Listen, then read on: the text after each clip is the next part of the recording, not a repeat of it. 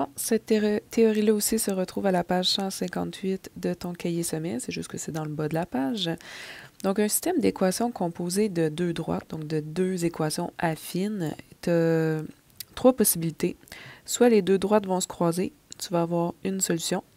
Soit les deux droites vont être parallèles et donc ne jamais se croiser, donc il n'y a aucune solution. Ou les deux droites vont être parallèles et confondues et il va y avoir donc une infinité de points d'intersection, donc une infinité de solutions. Ici, on a comme premier système d'équations quelque chose qui commence à 10, 2, 4, 6, 8, 10, 10, et qui monte de 1 à chaque fois qu'on se tasse de 1. Donc, une journée plus tard, 1 $, une journée plus tard, 1 $, une journée plus tard, 1 $. Donc, on aurait une droite comme ça qui monte. L'autre, ça commence à 6, 2, 4, 6, donc moins d'argent. Mais ça monte pas mal plus vite. Ça monte de 2. Donc, une journée plus tard, rendu à 8. Une journée plus tard, rendu à 10. Une journée plus tard, là, ça monte comme ça. Je vais vous montrer les beaux graphiques à la place. Et on se rend compte que finalement, au jour 2, 3, 4, au jour 4, ben, les deux personnes ont 12, 14, ont 14 $. Donc, le couple solution serait 4, 14. Okay? Tu vas avoir ça, une solution, quand le A de chacune de tes équations est différent. Puis après ça, le B peut être ou pas différent, c'est pas grave, là, mais il faut vraiment que le taux de variation de la première équation soit pas égal au taux de variation de ta deuxième équation.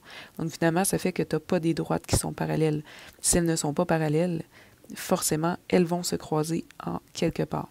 Donc dès que tu as un taux de variation différent, tu as une solution. On va aller voir un système d'équations, donc un système composé de deux équations, pour lequel le taux de variation est le même. Fait que là, on est soit dans l'infinité de solutions, soit dans le aucune solution. Mais ici, on a une valeur initiale de 10, 2, 4, 6, 8, 10.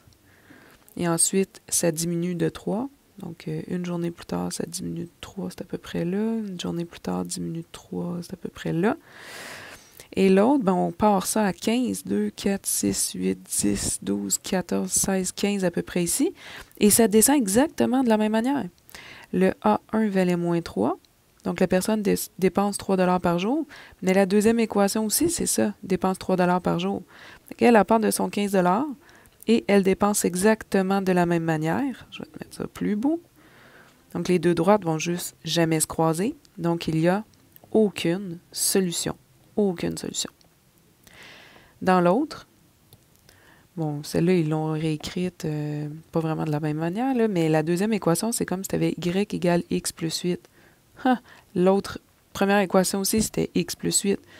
Quand je vais tracer ma première droite, 2, 4, 6, 8, valeur initiale de 8, taux de variation de 1. Donc, une journée plus tard, on monte de 1, une journée plus tard, on monte de 1, une journée plus tard, on monte de 1. Bien, l'autre aussi, c'est la même affaire. Fait que je vais dessiner mes deux droites une par-dessus l'autre. Ce qui fait que finalement, j'ai une infinité de points d'intersection, donc une infinité de solutions. Fait qu'ici, ils disent la solution est tous les points de la droite, mais tu peux vraiment dire que tu as une infinité de solutions. Ils n'ont pas été subtils, là, leurs équations étaient exactement la même. On aurait pu t'écrire quelque chose un petit peu plus difficile à décoder. Donc, ce qu'il faut que tu retiennes, c'est que tu vas avoir une solution dès que tes taux de variation sont différents. Taux de variation différents. Tu vas avoir une solution. Dès que tes taux de variation sont pareils, tu as soit aucune solution, soit une infinité de solutions.